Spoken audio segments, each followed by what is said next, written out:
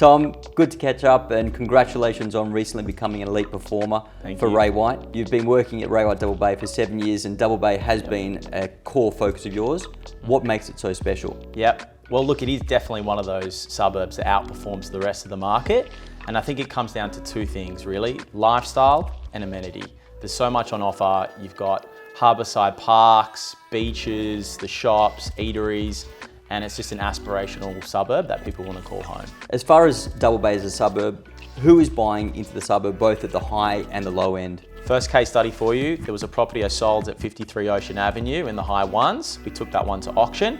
From that campaign, we were meeting first home buyers, expats, your empty nesters, and families that lived out of Sydney wanting to find something and a base in Double Bay. And so then the top end of the market, you mentioned as well that you sold something recently in Double Bay. Yeah, so in the Cosmopolitan building, sold a sub penthouse there for 6.45. Now that campaign was heavily dominated by the downsizer market, and I think that's just because Double Bay provides absolute convenience. What we found interesting is I think we gave our owner a competitive edge, having such strong market share in Bellevue Hill, in Vaucluse, in Rose Bay, for families that are coming from those larger land holdings. Like, we saw them coming through the front door of the Cosmo, and I think having those relationships already enables us to build more trust with those buyers and ultimately get the best result for our owner. In the next sort of future, what sort of some things in particular that you see in Double Bay which would have the most significant impact? Yeah, sure. Two things come to mind in terms of big changes potentially for Double Bay.